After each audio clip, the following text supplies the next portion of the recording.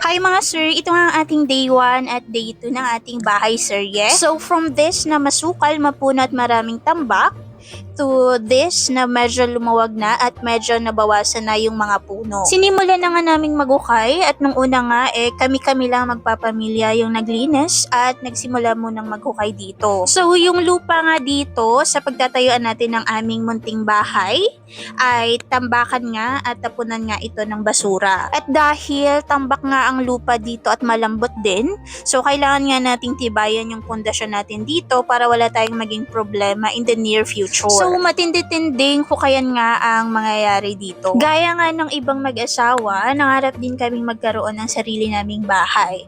At eto na nga ang time na yon at pinasimulan na nga namin yung plano. At super blessed din naman talaga kami na meron kaming pamilyang very supportive sa aming mga desisyon. So fast forward nga tayo sa ating day 2 at dito nga ay may inalok sa amin ng aming tito na may kakilala nga daw siyang nagbebenta ng bakal. At pinuntahan nga natin agad yon at nagkasundo naman agad kami sa presyo dahil kapatid nga rin yung nagbenta ng bakal. So medyo nakatipid nga kami sa bakal dito dahil medyo mura nga namin ito nabili. At yung mga bakal nga na yon ay ipangpuposte namin at pangbibigan na rin sa ilalim.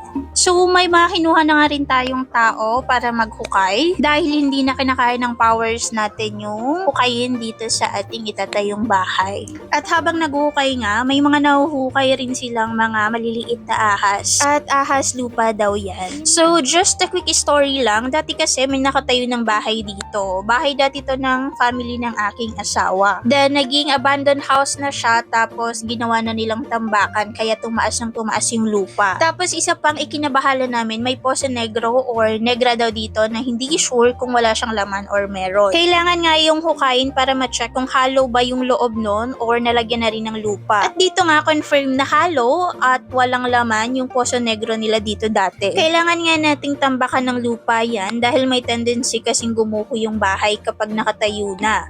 Kapag pinabayaan natin walang laman yung Poso Negro. May lawak na 2 meters nga yung Poso Negro na yan at may lalim din sigurong 1 meter mahigit.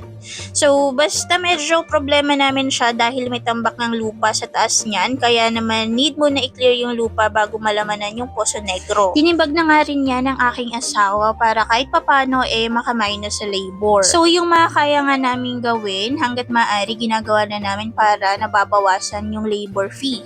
Dahil hindi na talaga biro ang magpagawa ng bahay ngayon at alam niya na mga tulad namin na nagsisimula pa lang magpagawa ng bahay. As much as possible, gusto naming ma-document yung pagpapagawa namin ng bahay kaya gumawa kami ng ganitong mga videos.